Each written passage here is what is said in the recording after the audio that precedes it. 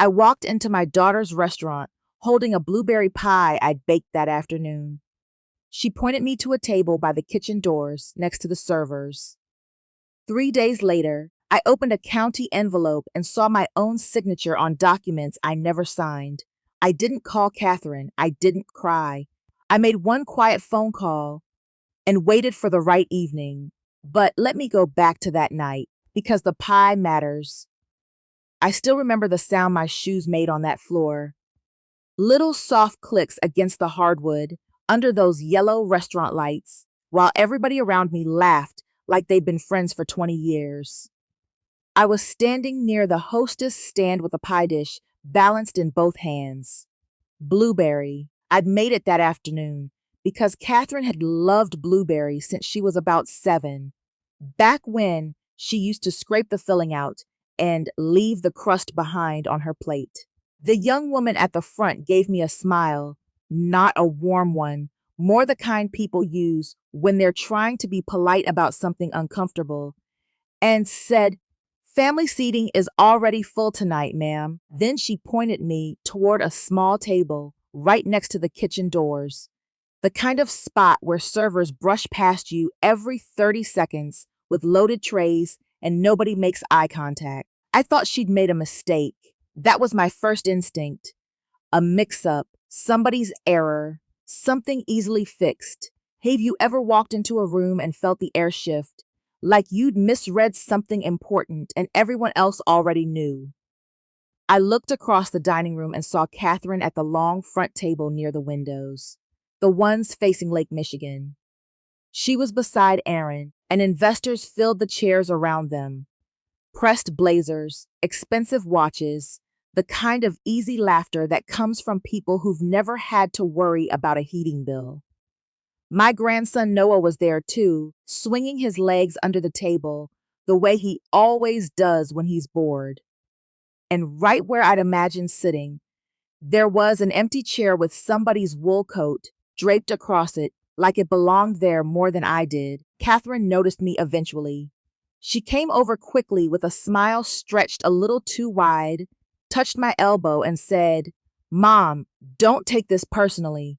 Tonight is really for the business side. The people who made all this happen."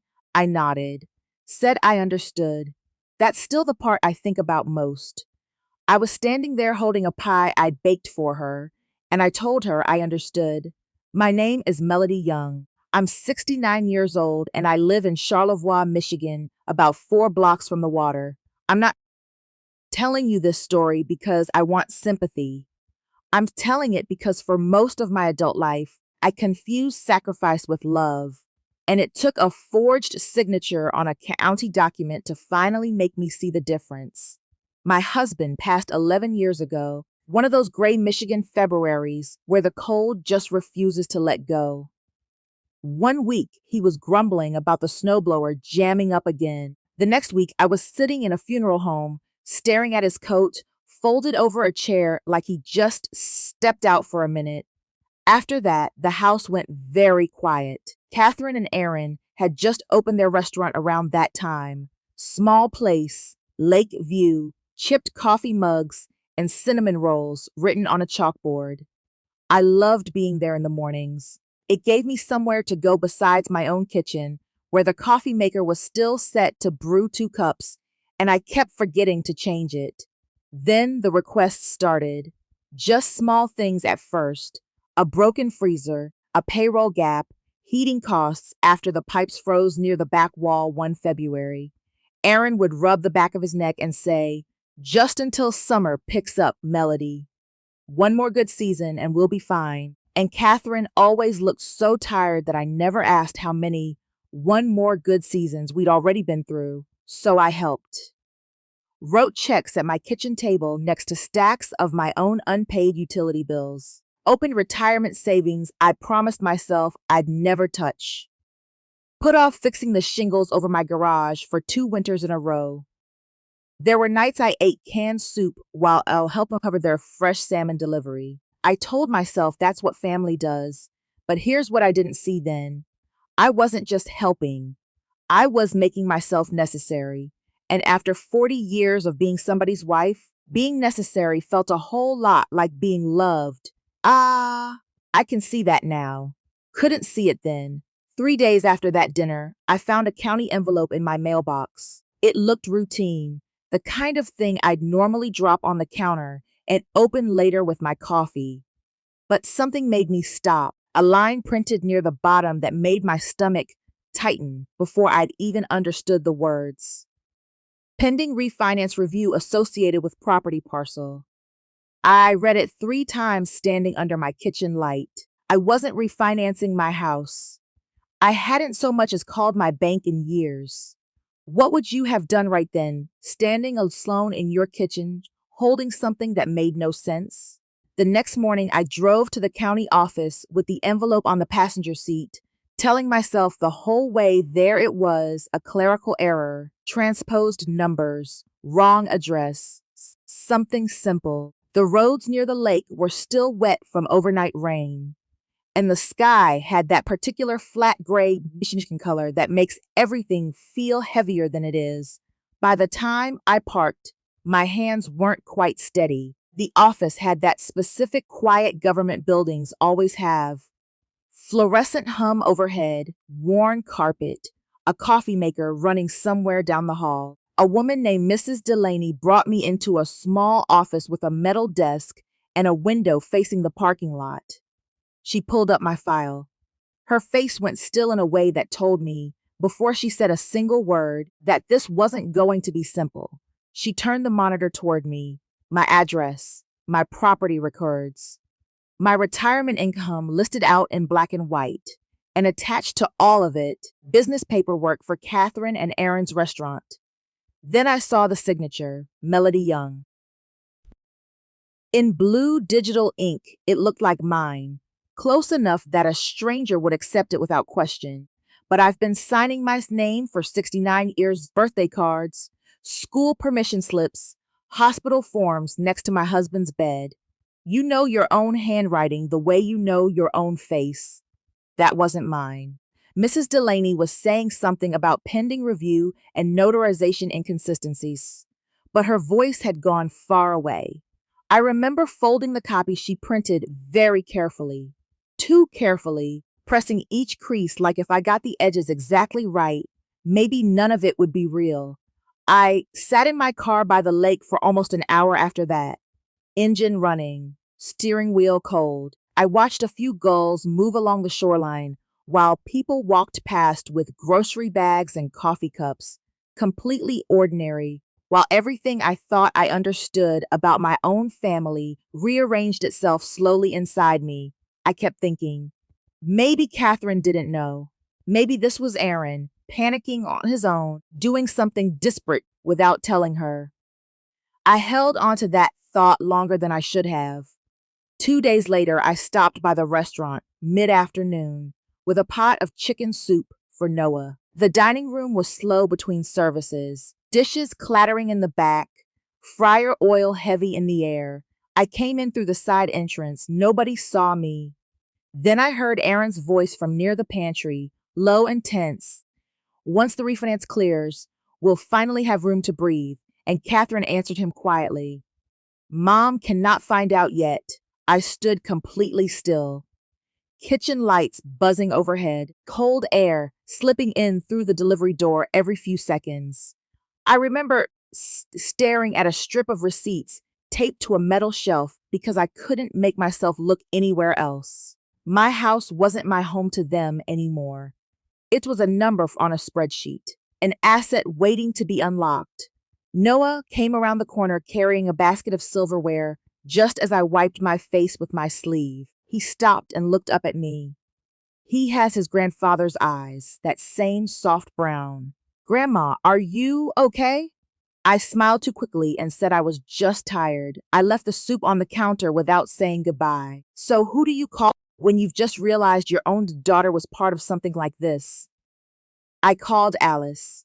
We'd worked together at the high school library for almost 15 years before we both retired. She's the kind of woman who notices things people don't mean to show. She can tell you're lying just from a pause that runs half a second too long. I told her everything while standing at my kitchen sinks, staring at the frozen patch of yard. She was quiet for a moment. Then she gave me a name. Weston Scott. Estate matters, property disputes, and according to Alice, someone she trusted completely. She actually called back about 20 minutes later to double check she'd gotten his last name right. It might be Scott or Stokes, she said. Let me find the card. It was Scott. That small fumble, for some reason, made me trust the recommendation more. His office was up a narrow staircase above an insurance agency downtown. Hallway smelled like old paper and something burnt, coffee left on a warmer too long. Inside, file boxes stacked against the wall, law books on crooked wooden shelves, carpet that looked like it had absorbed 30 years of difficult conversations. Muted winter light came through the blinds in thin stripes across his desk. West was in his late 50s. Calm eyes, a gray suit that fit like he'd owned it for 20 years and never thought to replace it. He let me talk without interrupting. When I finally slid the county copies across his desk, he studied them carefully. Then he asked if Catherine or Aaron had ever handled paperwork at my house. Access to my files, bank records, old signed documents. I said yes. For years, he nodded. Started to ask something else, then stopped and said, "Sorry, this name here, this is your daughter, Catherine Young?" I told him it was Catherine Marsh now, her married name. He made a note, not flustered, just careful. That small correction somehow made him feel more real to me than if he'd gotten everything right on the first try. He explained that the refinance had been flagged because the notarization didn't hold up under review. Then he tapped the signature page once. These appear copied from older records, scanned and transferred digitally. Heat moved into my face. Not just anger, something closer to shame. Because once someone says the thing out loud, you lose the ability to keep pretending you hadn't already known it yourself. Weston told me to secure everything immediately. Property records, insurance, retirement accounts. Freeze any shared access. And don't confront them emotionally. People get unpredictable, he said, when fear and money end up in the same room. So I listened. For the first time in a long time, I stopped trying to solve Catherine's problems before protecting my own. A few days later, Alice came over to help me sort through the garage. Snow piled high against the side door, cold air slipping through the gaps, while we went through dusty boxes of Christmas decorations and old receipts. The garage smelled like cardboard and motor oil and winters that had already passed. At some point, Alice held up a small plastic container covered in dust and asked if I still wanted it. Inside was an old answering machine recorder. The kind people kept beside the phone before cell phones made them unnecessary. I almost said throw it out. Then I saw his handwriting on a strip of tape stuck to the bottom. For Memela. D. I'm not sure I can describe what the next few minutes were like. Exactly. The recording started with static. Then his voice came through. Older than I'd remembered somehow. Warm and tired at the same time. He was laughing a little because he couldn't figure out whether the machine was actually recording. He said, "Okay, I think no, the light isn't. Hold on." Then some shuffling. Then he said he thought it was working now, though he wasn't sure, and that the weather had been terrible all week, and the furnace was making that sound again, the one he'd been meaning to have someone look at for 2 years. That ordinary, rambling bit nearly finished me before he said anything that mattered. Then his voice got quieter. "Don't spend your whole life trying to hold everybody together after I'm gone. People have to carry their own weight eventually, Mel." I sat down on the cold garage floor. Alice moved to the other side of the garage and started reorganizing a box she'd already organized. Didn't look at me for a while. He'd seen it, long before I had. The pattern of me rushing in before anyone had to feel the fall, and I'd spent 11 years doing exactly what he'd asked me not to. Understanding that didn't make me angrier at Catherine. It just made the whole thing quieter, and harder to sit with at the same time. That night, I put every important document into a fireproof box in my bedroom closet. Then I sat at the kitchen table with a legal pad and wrote down everything: dates, conversations, the envelope, the county office, what I'd heard in the restaurant kitchen, not for revenge. Because for the first time in a long time, I understood that no one else was going to protect me if I didn't do it first. The second investor dinner was a Thursday in early March. Ice still on the shoreline. Catherine had spent 2 weeks preparing: new tablecloths, fresh paint near the entrance, a seafood menu Aaron was convinced would close the deal with the right people. She called me 3 days before and asked if I'd come. Her voice had that careful cheerfulness people use when they're walking across ice they're not sure will hold. She said investors wanted to see the restaurant was family rooted, stable. She actually used the word stable. I almost said something. Instead, I said yes.